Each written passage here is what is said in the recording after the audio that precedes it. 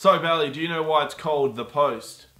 No, but I'm sure you're going to hit me with something that's a winner. Oh, because, well, the paper they're working for is called The Washington Post. So Oh, it was just a fact. it's a fact. Nice. Got him. You want another fact? What? This movie's pretty great.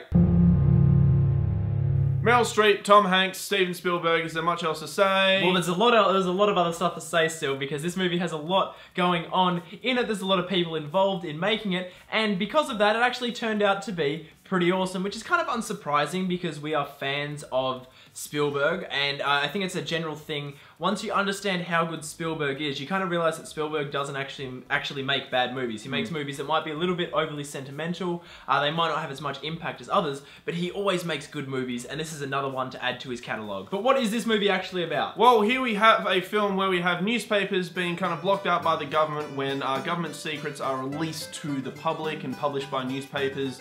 We have the Washington Post involved, we have the New York Times involved, and we're working in the Nixon era. Yeah. Basically, in the 70s, there was a whole bunch of government papers regarding the Vietnam War and what was and wasn't truthful and what was and wasn't going on that were made available to the press. And when they went to publish them, basically the government tried to shut them down. And that's kind of what this film is about, how the Washington Post in particular handled kind of publishing these papers. And I think with this film, Spielberg kind of had a 9-month turnaround with this thing. Like, he's working on Ready Player One, he had like 3 other films lined up, and he went, I need to make this movie now. He saw the script, which is written in part by the writer of Spotlight, and he really quickly got all of these people together to make this film, because I guess it's a really kind of current topic.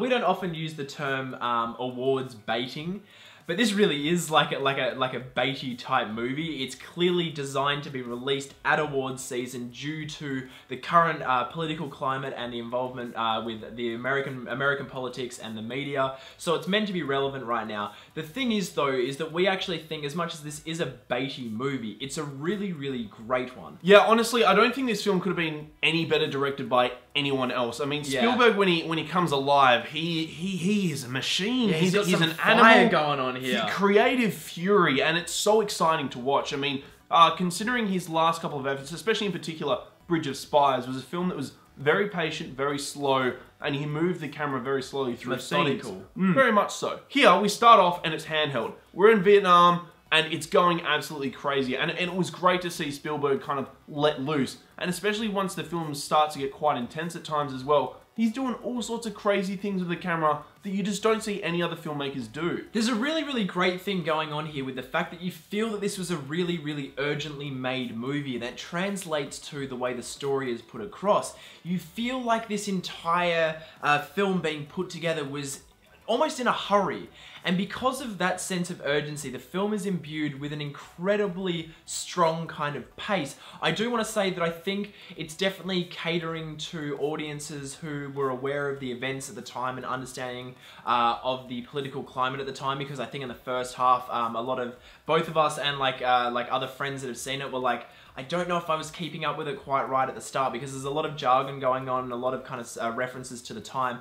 But once it kind of kicks into gear with the actual primary story of this thing, it is incredibly absorbing, and I think a lot of that is a testament to the actors here. This film has an incredible ensemble cast. Obviously, we've said it's got Meryl Streep and it has Tom Hanks for the first time working together, and also the first time Meryl Streep has worked with Spielberg. But we also have Michael Stuhlbarg, who has had the most electric of years this year, Carrie Coon, who has had a great TV outing this year as well, but obviously we've also got Bob Odenkirk, Matthew Rhys, we have David Cross, we have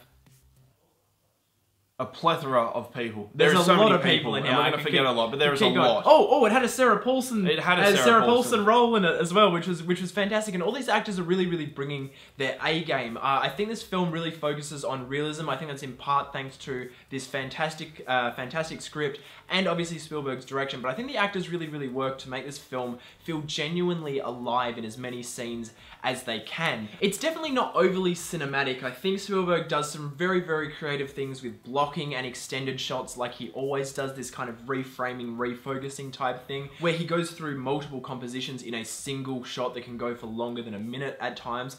But I do think this film is very much more focused on just honing you in with the characters, and it's very much a film about decisions, and it definitely handles that decision-making process from all characters involved, with a lot of weight and a lot of just, it's got a really strong focus. One thing that surprised me walking out of this film was actually Meryl Streep and Tom Hanks. I mean, going into it, you know they're going to be powerhouses, you know they're going to be absolutely amazing, but walking out of it, I think Meryl Streep was quite subtle here in the way she played a character that she doesn't really play very often. She was really nervous. Someone who's, very nervous and very vulnerable. Then we have someone like Tom Hanks, who's usually Mr. Nice Guy, playing a bit of an arsehole here, and it was really interesting seeing him take on a character like this in a Spielberg film. The cinematographer Janis Kaminski, who has been a long-time collaborator with Spielberg, definitely brings a lot of texture. He's got this really distinct visual flavour that we always get a lot out of. Again, with that reframing, recomposing type thing. But there's definitely some more grand type shots towards especially the back end of this film, where the lighting is genuinely incredible. There's a lot of texture, there's a lot of distance in the way this film is shot. I think it's really strategically done to have a foreground, middle ground, and background in all shots.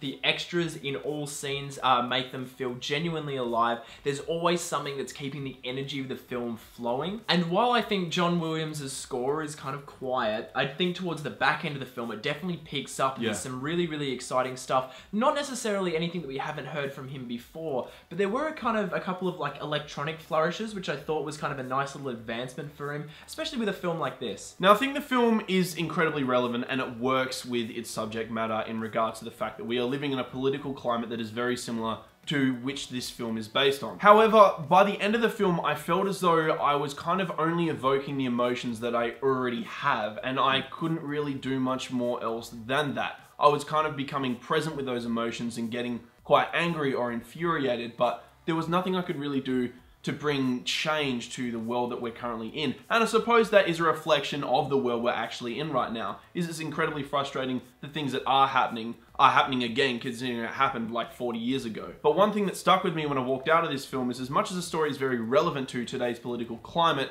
it's also kind of very irrelevant as well, because newspapers are ignored this day and age. Like, people don't really care about them as much anymore. People on the street actually have a voice, which is the big difference here. You see like protesters on the street here and all that kind of thing, but I think people these days can just get out their phone and tweet stuff, and I think we're a lot more kind of active and involved, I guess, and it's not so much relying on these kind of these media companies as these conglomerates to kind of give us the news, because we know quite often these days they themselves can't be trustworthy. So I think in saying that, the film definitely evoked emotion and it succeeded in what it needed to do, but I think it didn't kind of like go that extra mile. Whether this film could ever do that, I'm not too sure, because I feel the film was kind of told as well as it could be. And I think that's the kind of thing here, is that while this is an entertaining movie, while it is relevant, it doesn't really do a whole lot with that relevancy. Yes, there's a couple of scenes, 3 or 4 scenes, where the dialogue definitely delivers ideas and they definitely stand out and you'll go, ah, yeah. But I think this is a very easily accessible type Oscar bait movie. It doesn't matter how well made it is, doesn't matter how well acted it is. It is a very kind of like, we know what we're going for, we know the purpose of it, we get it's relevant, we get it's gonna sell.